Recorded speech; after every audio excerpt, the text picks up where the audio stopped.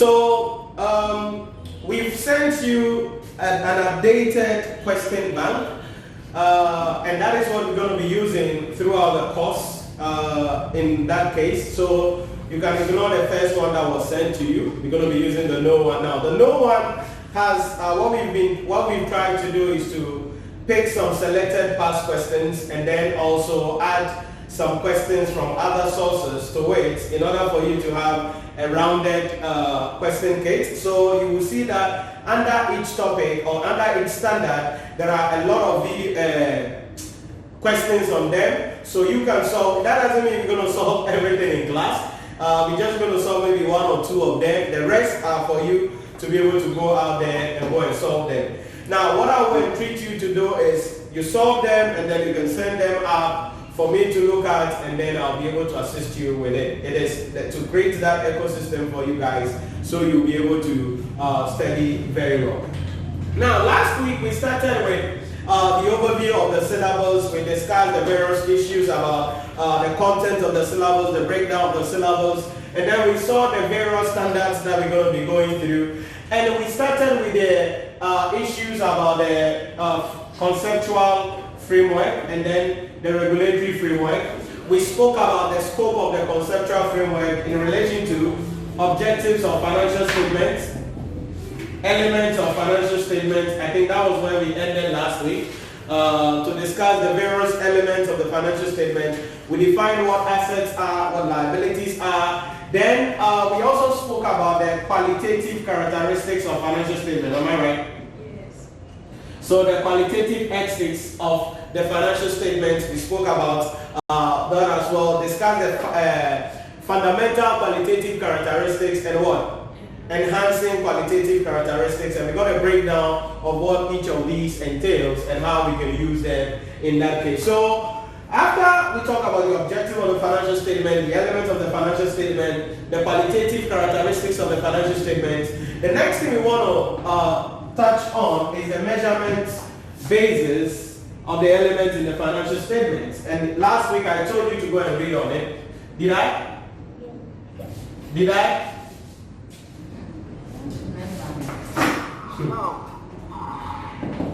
So are you saying I didn't write these things down?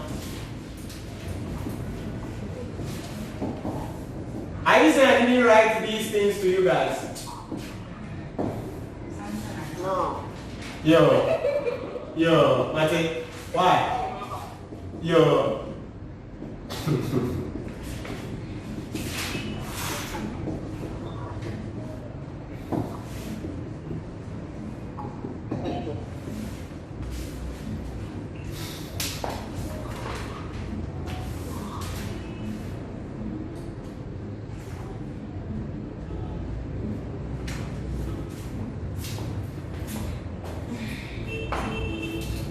Okay, so, right, somebody is coming in.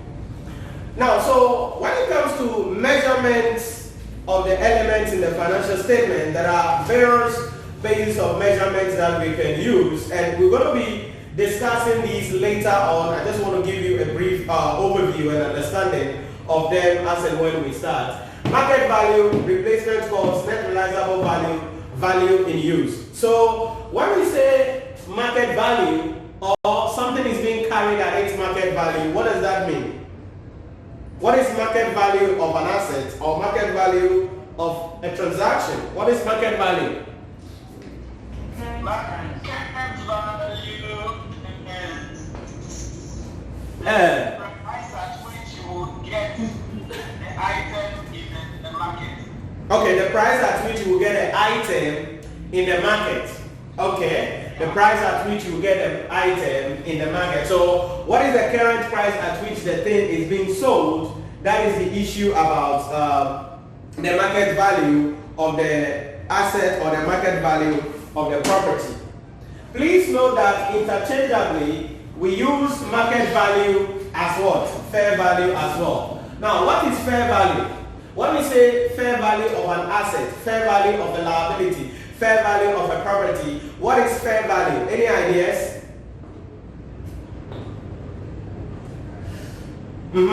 What is fair value? Last week I mentioned it. And I told you we'll be talking about it throughout. Did I mention it last week? I know you will say no, but I remember I mentioned it. Because if you replay the video right now, I said it. What is fair value? Come on, Obi can pronounce word.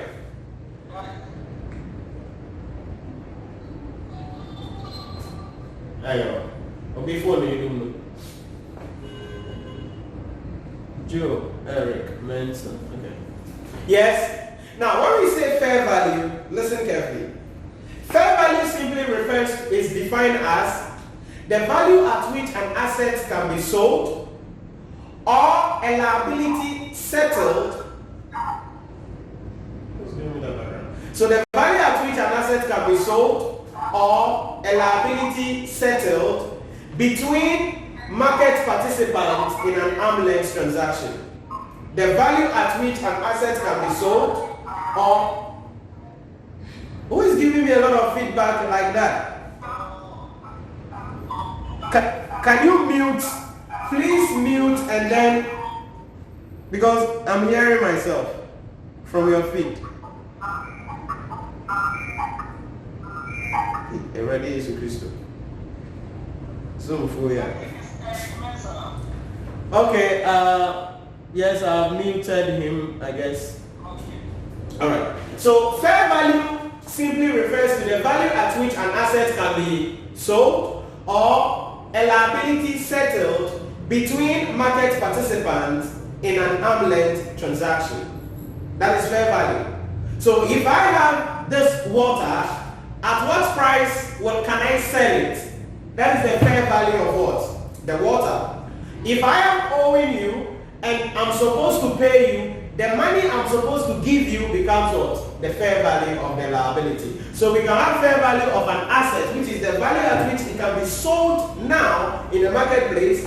Then the fair value of the liability is the value at which that liability can be what? Settled between the market participants. So if you look at it, fair value goes beyond just the issue about what? The market value. So market value, like you mentioned, is simply the price at which an item is currently being what? Sold. But the fair value is the selling price for an asset or the amount to be settled in respect of what? A liability. So sometimes they are used interchangeably, but there is a distinction. We can have fair value of liability, but we can't have market value of liability. That is the idea. We can have fair value of liability because the amount at which a liability can be settled is the fair value. But we can't have market value of a liability. So that is the distinction that you must draw in that case. Now, listen to the word, replacement cost. What is replacement cost? Just listen to the word and play around it. Replacement cost. What do you think? Yes. Oh, this is English. Oh, I didn't do English. Everybody did English. What is replacement cost? Oh, replacement cost. What does that mean? Replacement cost simply means that the value that the entity will pay or the price that the entity will pay to buy that asset now on the marketplace or from the market. Okay? So that is what we refer to as the replacement cost of an asset. That is the value at which an asset can be bought. That is the asset that we have can be bought from the market. So for instance, if I have this tablet and we will ask, okay, what is the fair value of this tablet? That means the price at which I can sell this tablet. Okay, what is the market value of this tablet? That is how much the tablet is currently being sold on the market. Then what is the replacement cost? If I want to buy this tablet right now, how much will I pay? That is what we refer to as what? The replacement cost. Let me take it again.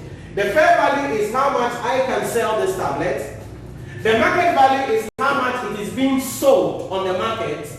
And then the replacement cost is how much I will pay should I want this same tablet right now. That is the replacement cost. So assuming I am starting all over from scratch and I want to buy this tablet, how much will I pay for it? That becomes what we refer to as what? The replacement cost. The cost we incur in acquiring that same asset right now in present tense.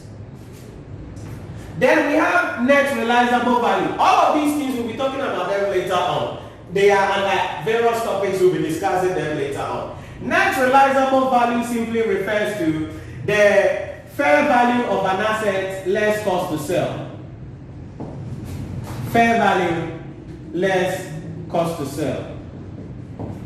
In other words, if I'm selling this tablet and I can sell it for say $2,000, and if I want to sell it, I need to pay someone who is an agent 10%. That means I'll lose 200 of this. So in that case, how much am I getting? $1,800. That becomes what? The net realizable value. That is the actual amount the entity will have from the sale of an asset after cost to sell had been deducted. Then value in use.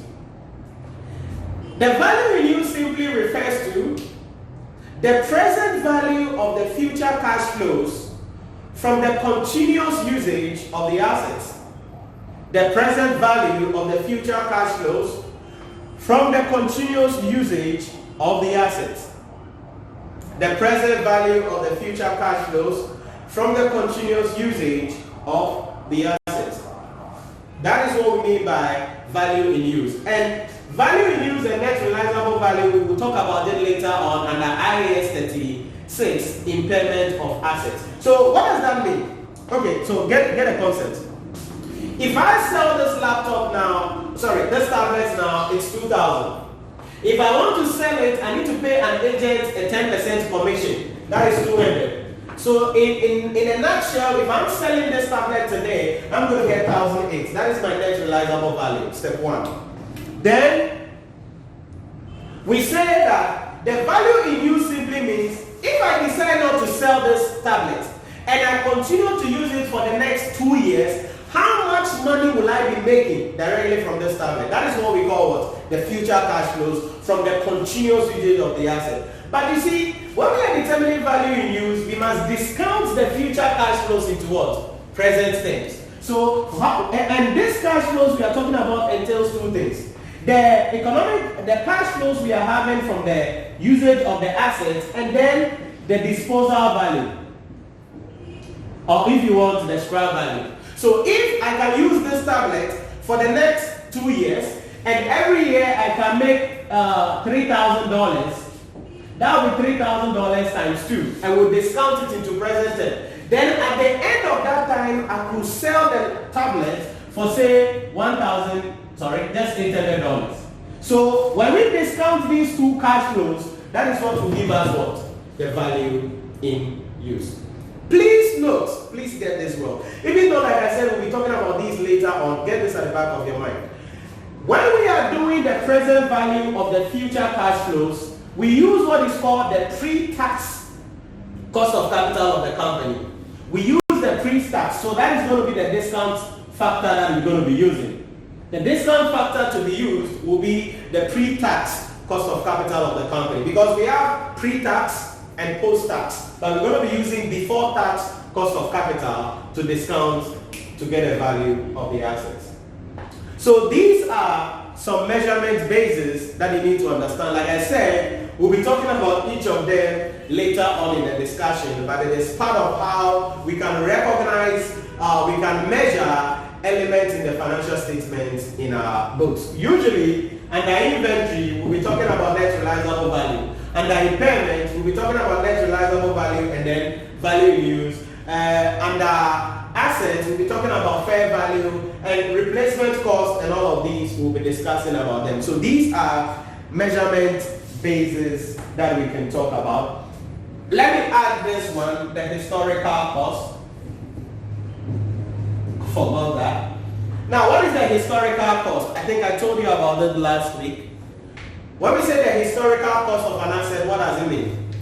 Okay, maybe I didn't tell you. Maybe it was the corporate reporting students that I told.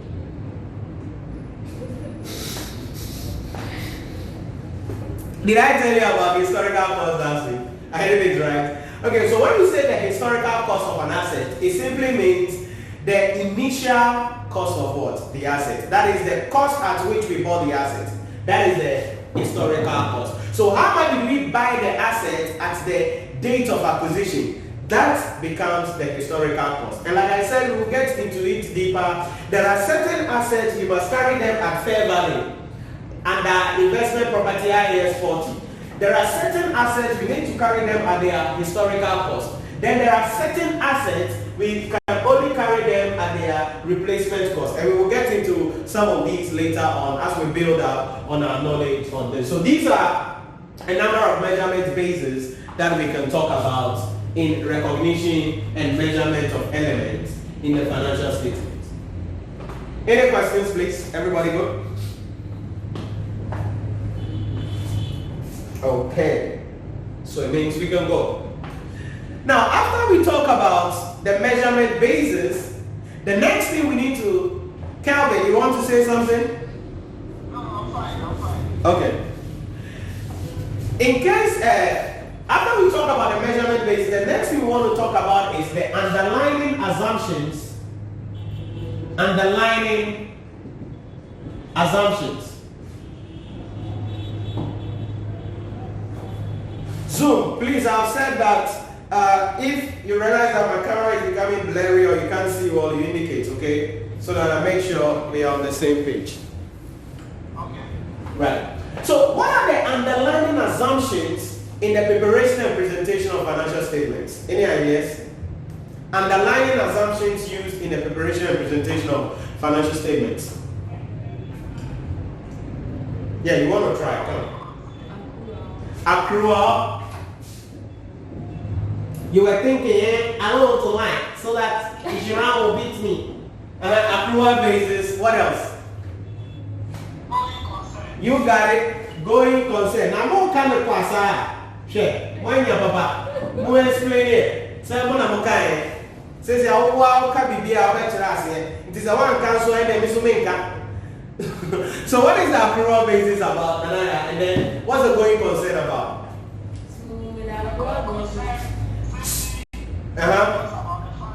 Talks about the fact that in the foreseeable future, the company is not going to collapse. Okay.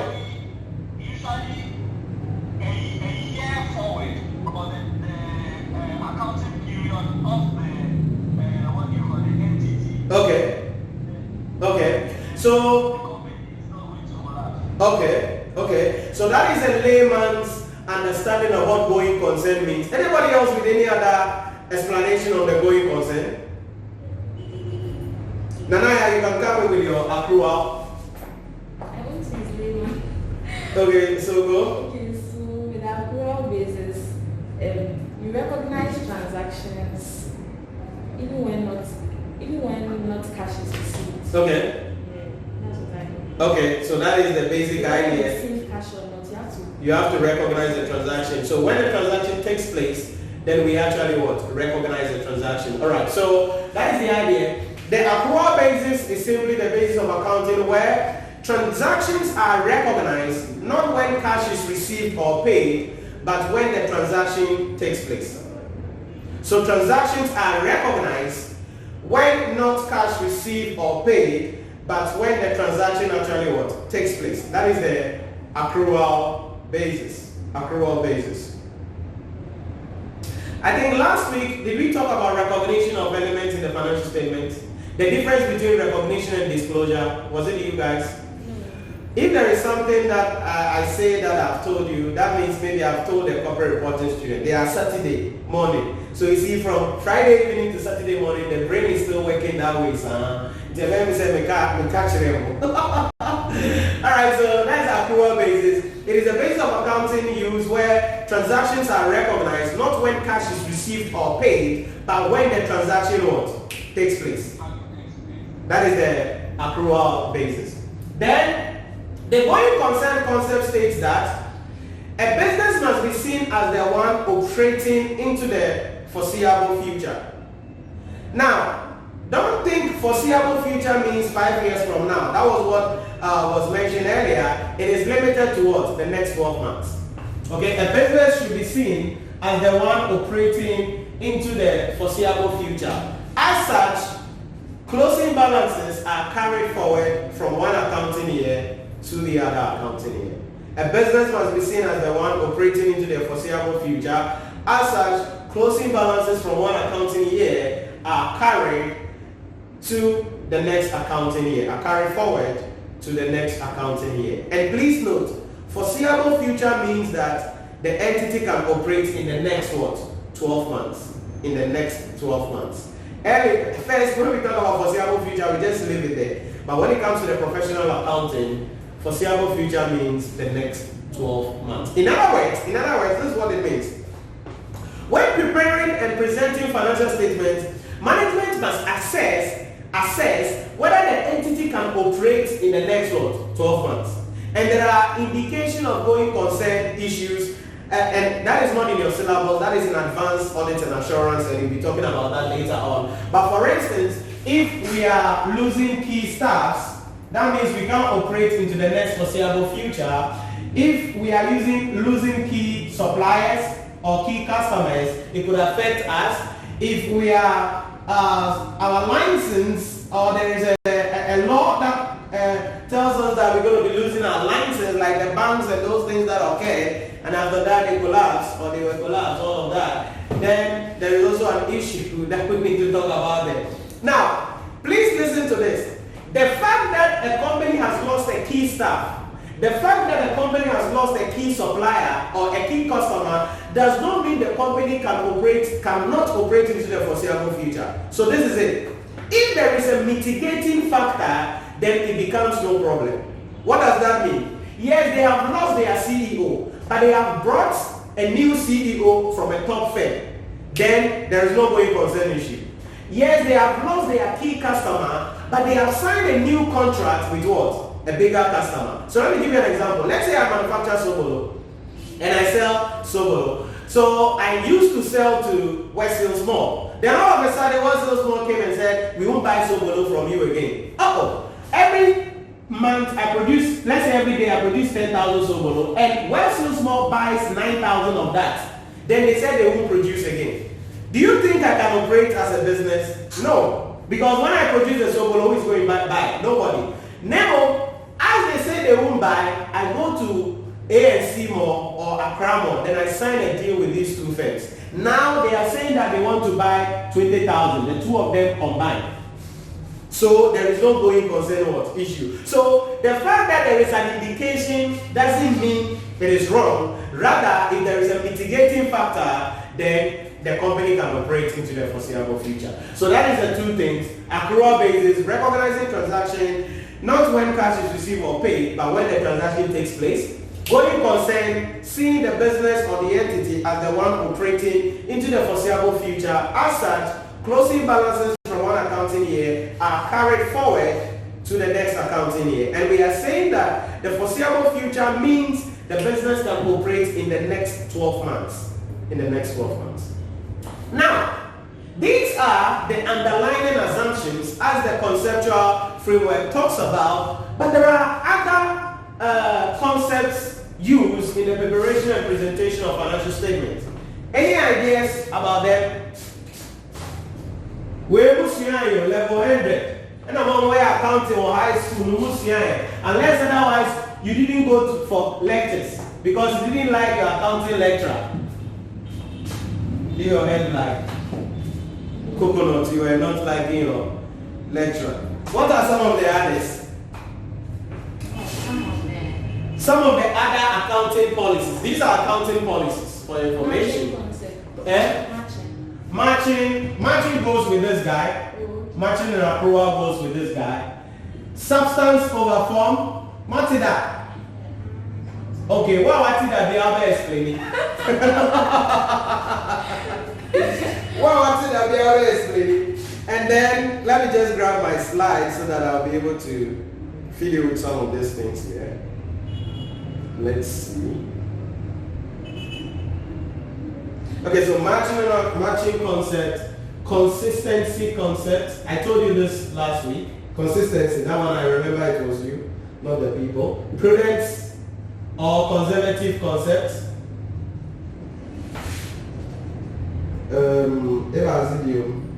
Materiality concept.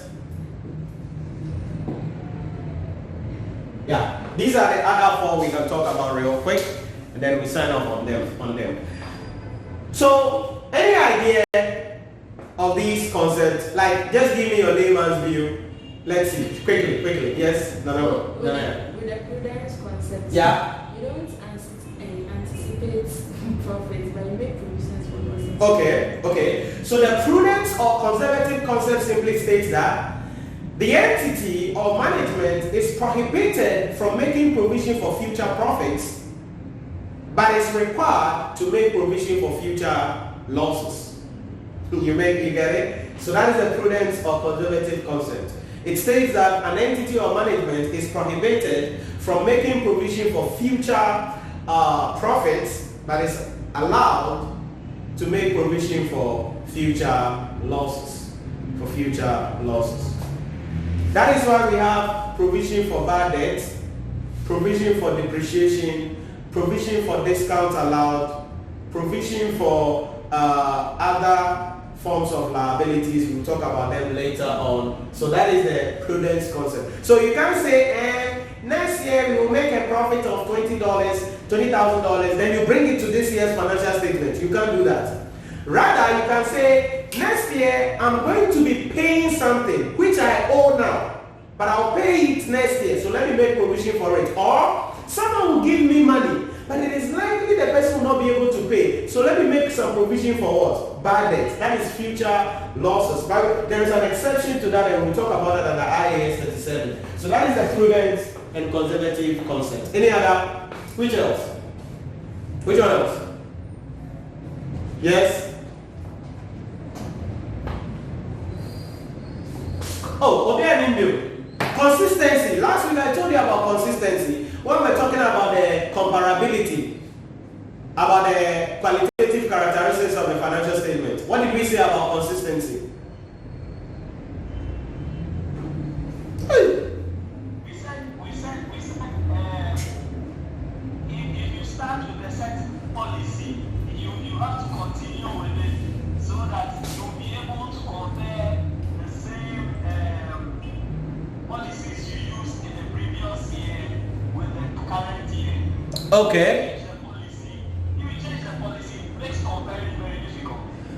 Okay, that is true. So consistency simply states that in the adoption and application of accounting policies, to enhance comparability, entities must use the same set of accounting policies from one year to the other.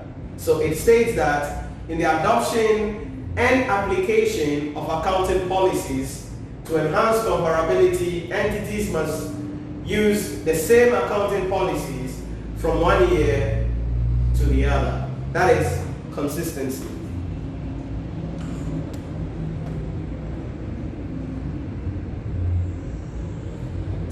That is consistency. So being consistent, okay? The reason why we want you to be consistent is because we want to compare, all right? So last year you used IAS this year you are using IAS that, or last year you used this method, this year you use that method. No, that is not right. Now we will look at this later on under IAS 8 though, but there are conditions under which an entity can change its accounting policy. Last week I told you about it. Do you remember? I said there are certain conditions under which we can change our accounting policies. What did we say? So the change reflects, let me say, a more true and fair view of the entity, right? So if the change enhances the true and fair view of the entity, then we can change. What else? When there is a new accounting standard issued, then definitely we need to what? Change in relation to that. So that is also about consistency. What is substance over form? Substance over form.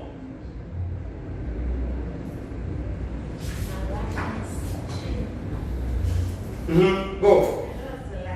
No, just like, let's go. Give us a layman's view. Okay, let me give you an example. Okay, give me an example. It's okay. No, give me an example. I know you can give example. So give me an example. I'll do the rest. Substance over form. Any ideas?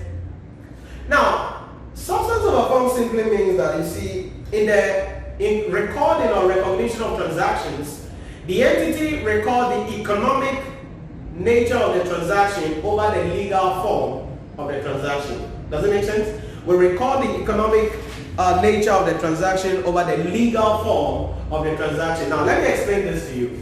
Let's say we lease an asset, okay?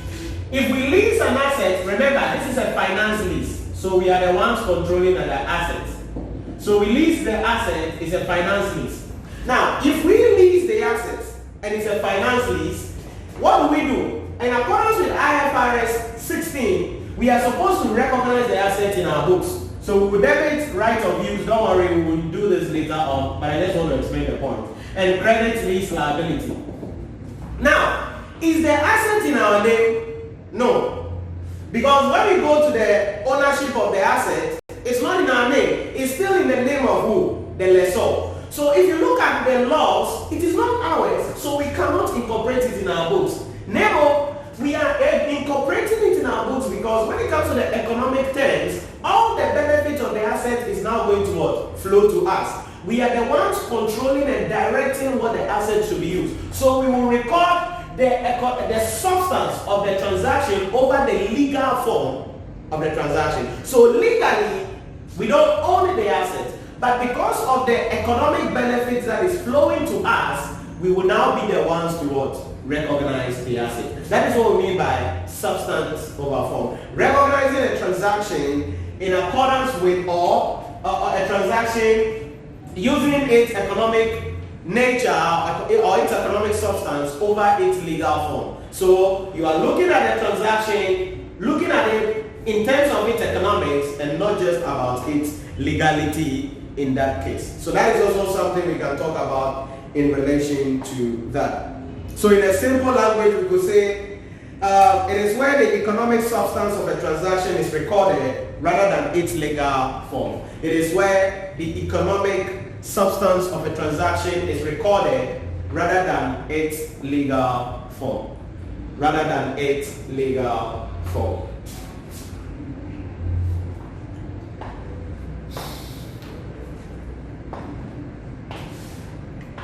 Then the last thing is materiality. What is materiality? It's when the conditions or the statements of a transaction or an activity will affect the decision maker's authority, decision making process, right? And I think we spoke about that last week, did we? Did we talk about materiality? Okay, maybe it's not you guys, don't worry. Now, I know that I'm dreaming, so it's not everything that is about you guys. We spoke about something that relates to it. Yeah, when we're talking about relevance. Yes. When we're talking about relevance, you know, sometimes I remember. Sometimes do you guys lie to me? You say it's right, it's right.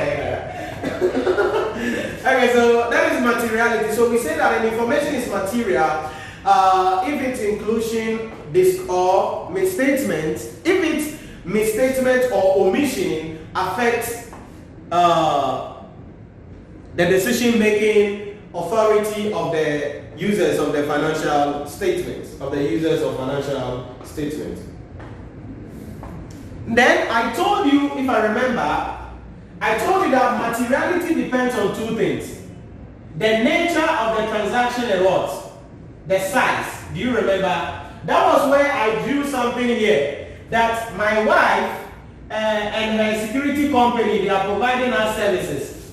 Do you remember that? Yes, we spoke about materiality. So that is the issue about that. So these are also some other concepts. And like I said, all of these things, we'll be talking about them later on as we build on the standards in that case. So that is it about the underlying assumptions of the financial statements. Any questions, please?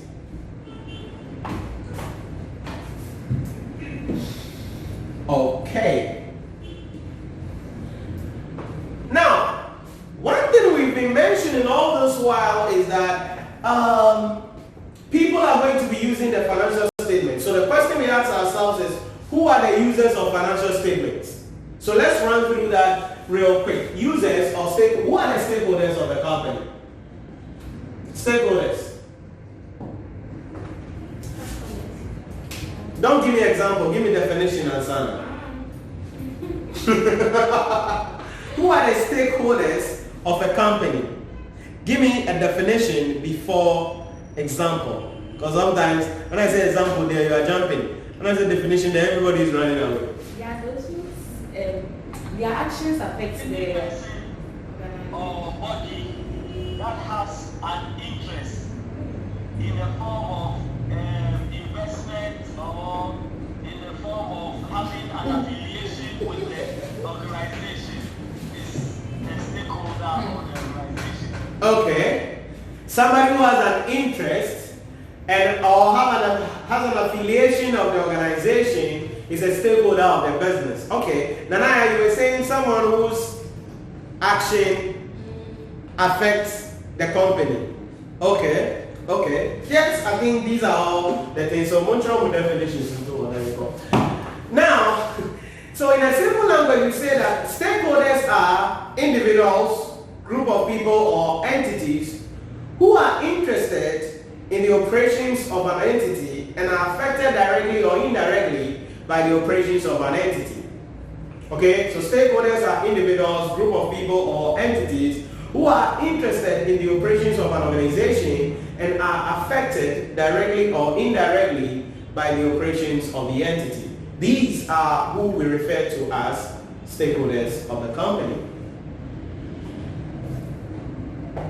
Now, stakeholders could be classified into various categories, and we could have internal stakeholders, connected stakeholders, external stakeholders. We could also have internal stakeholders and external stakeholders. So it depends whatever school of thought you want to use.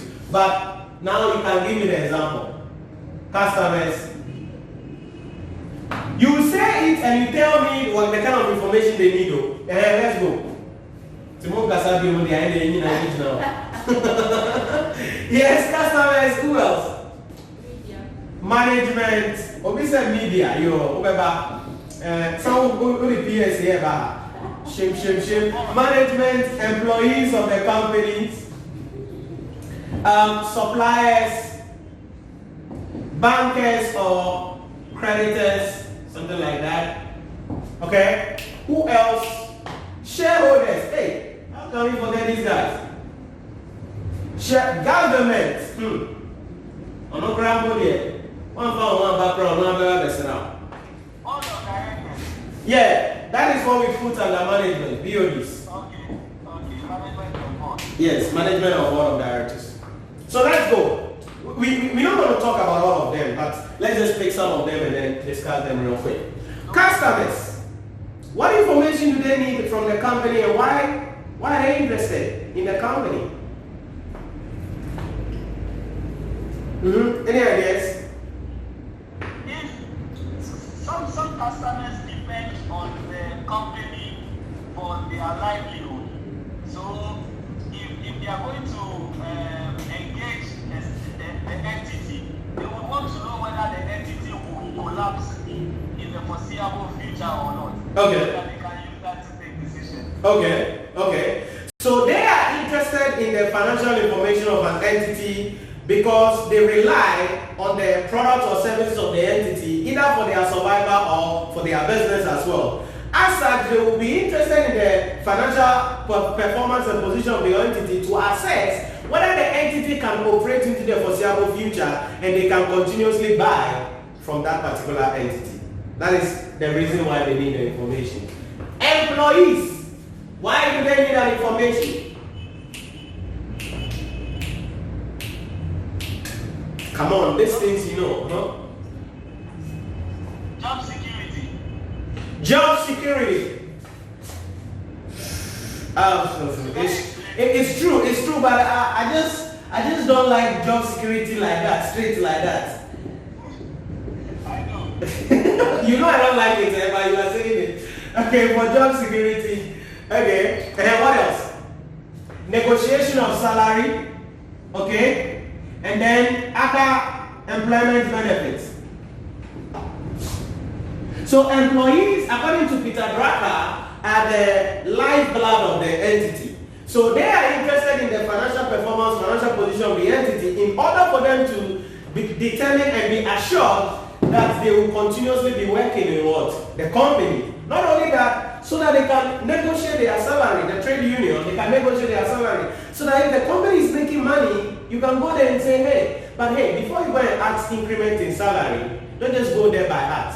Make sure you are adding value to the company. If you're not adding any value to the company, don't go for increment of salary. Otherwise, you'll be demoted. 9 out of 10 will be demoted. So, but if you look at the company, it's doing well, and you are bringing in more benefit to the company, boom, you can ask for salary increment. And then other employment benefits. So, for instance, your colleagues work in a company where office bus comes to pick them free. Company car goes to pick their children free. When they go to hospital, they don't pay free. Then you too, you are saying, hey, my company there, why won't you do some? They are broke. If they have money, they will do it. But if you see the company that has money, then the employment union can say, hey, management, from today, buy bus for us to pick us. If not, we are going on strike. But be careful because you can be sacked as well. So these are some of the things or some of the reasons why employees are interested in the financial information of the company. Let's talk about management. Why are they interested? Management. You know, this is where the agency theory comes in. Did I tell you about agency theory? Okay. So the agency theory simply means that shareholders are on one side, and then management is on the other side. Now, shareholders provide the funding to management, and management must be what? Accountable to the shareholders. Now, what it means is that management need the accounting information, the financial information, and all other information for policy making. Okay? For policy making and other business decisions that they make in the day-to-day running of the organization. So that if they realize that, oh, our cost is going up or our sales is falling, they can know the strategy they can implement in order to bring the sales back. Or if they realize that, oh, our employees are leaving the company every time. Why are they leaving? Maybe they are not getting good salary. They are not getting good employment environment or working environment. Then they can make various business decisions to curb that issue that we are having. So management needs the information for policy making and other business decisions so that they can make decisions in the best interest of the shareholders of the organization. Who are the shareholders and what information do they need?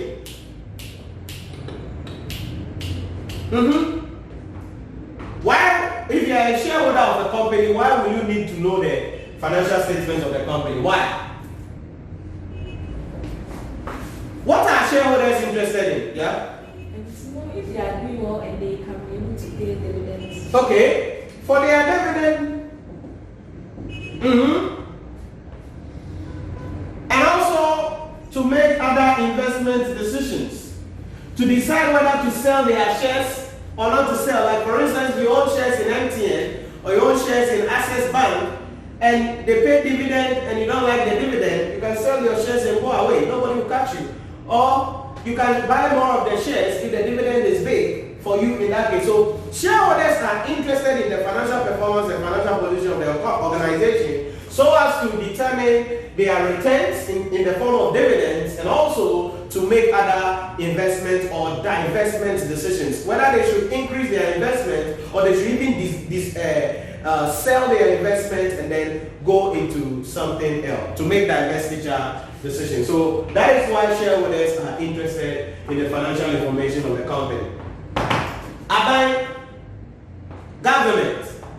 Why is the government interested in the financial performance, in the financial position of an entity? Why is the government interested in the financial performance and the financial position of an entity? Why? What's it? For tax purposes. Now, there are various arms of government we need to understand when we talk about government. So, Ghana Revenue Authority will come after you for what? Tax purposes. And then other regulatory bodies, if you're a financial institution, then Bank of Ghana will come after you. If you're an insurance company, then National Insurance Commission will come after you. If you're a mining, oil exploration company, or any company that does anything related to the environment, EPA will come after you. Environmental Protection Agency. So the various things, and then if you're a manufacturing company, Food and Drug Authority, as well as Ghana, the Standard Authority, right? Ghana Standard Authority will come after you. So the government is categorized into the various regulatory bodies that who are responsible for the various aspects of the organization. So depending on the industry we are in, where they are GRA or but depending on the industry you are in, these other guys could be paying you a visit one of these days in your organization. So that is also about government. Then suppliers and then bankers. We could put them together. They are all people who provide us with credit. Why would they be interested? To your credit. So they assess our credit worthiness. So the bankers, suppliers, creditors are interested in the financial information of the entity in order to assess the entity's ability to pay both its short-term debt as well as its long-term debt as and when they fall due. So if you go to the bank for money, as a company, they will say, bring your financial statement, audited financial statement. Not only that, bring a forecast financial statement as well. All they are looking for is they want to assess whether you have the capacity to be able to pay your debt, both in the short term liquidity and then in the long term, your gearing or gearing, depending on the school you attended and the teacher who taught you. So these are some of the examples that we can talk about the stakeholders. All right. So, you're going to talk far. So far, what we've been trying to discuss is to look at the various overview things when it comes to dealing with the conceptual framework and the regulatory framework. Any questions? Any questions? Okay, so we can go. Now, I wanted to take ethics later on in the lecture, but let me touch on it, and then we will start with the standards, so that I will know that we dealt with the question 5. There ain't in question 5, no. And I answered 20 marks now on question 5, no. And when you man from last week, you be ethics, and that is question 5. So by the time I finish the ethics aspects, you get 20 marks. Question 5, done deal. So maybe now we here. Let's say mature our test no so. So let's look at business ethics. Going to discuss this real quick, and then we continue.